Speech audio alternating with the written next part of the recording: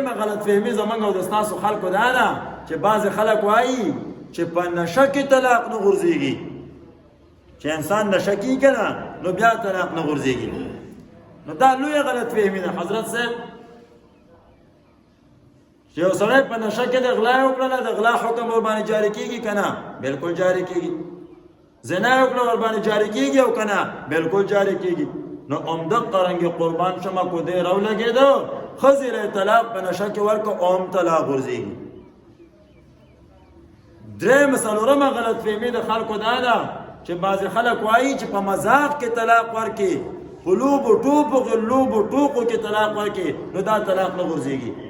دا هم لویه غلط فهمي ده.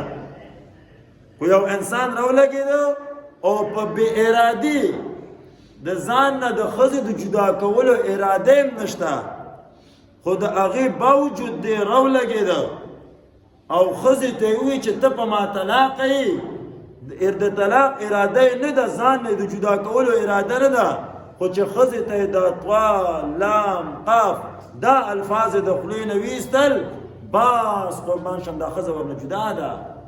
بجلیګر مولوي صاحب ته یو کس راغی ورته ویې چې ښځه مې طلاقه کړې ده خو په مینه کې مې طلاقه کړې ده.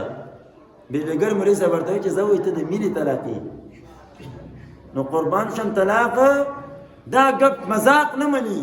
زه ځان مې نه ویم، رسول الله مبارک بیان فرمایي ثلاث جدهن جد وهزلهن جد النکاح والطلاق والعتاق. درې شیان داسې دي چې د دې رښتیا هم رښتیا دي او هغه ټوکې هم رښتیا دي.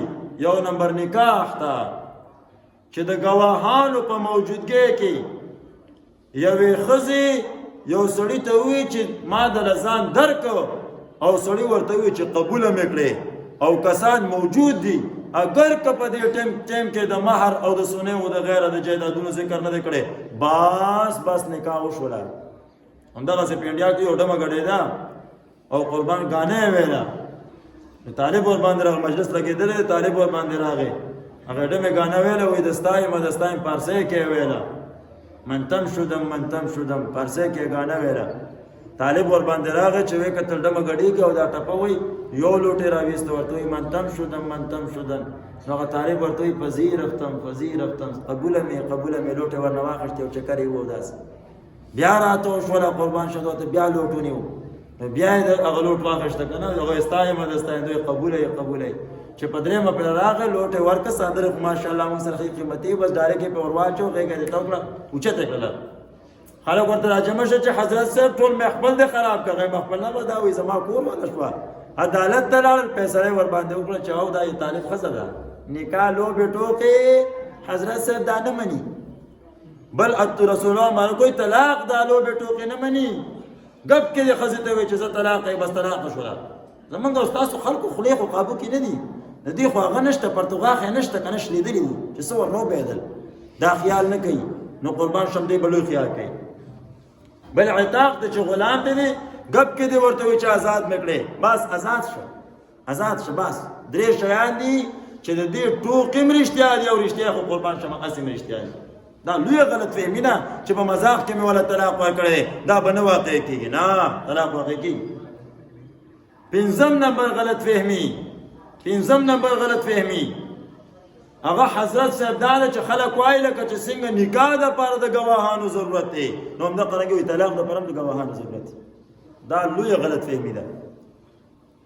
د نکاح دپاره د ګواهانو ضرورت شته، ثبوت ته ملک دی، او د طلاق دپاره د ګواهانو ضرورت نشته، ازاله د ملک ته، ازاله کې د ګواهانو ته ضرورت دی.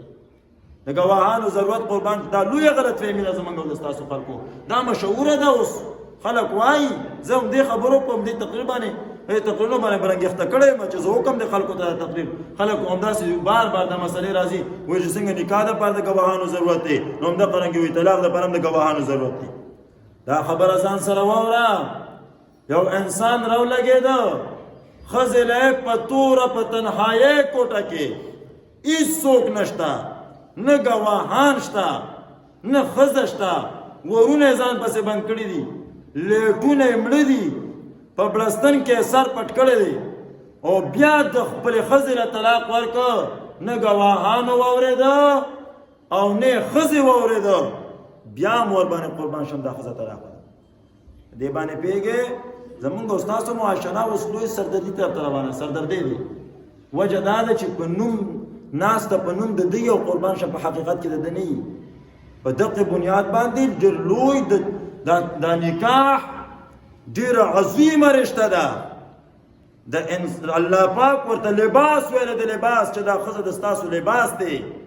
لکه چې څنګه دا کپړه نه ده، دا د ستا د بدن دپاره د پټولو ذریعه ده، دا ښځه هم د ستا د پټولو ذریعه ده.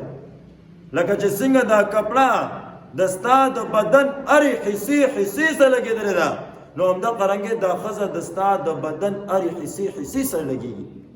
لکه چې څنګه دا کپړه د ستا د بدن د پټولو ذریعه ده، تا قربان شمه د ستر عورت د ستا پټوي، هغه د ستا د ګناهونو نه قربان شمه پټوي.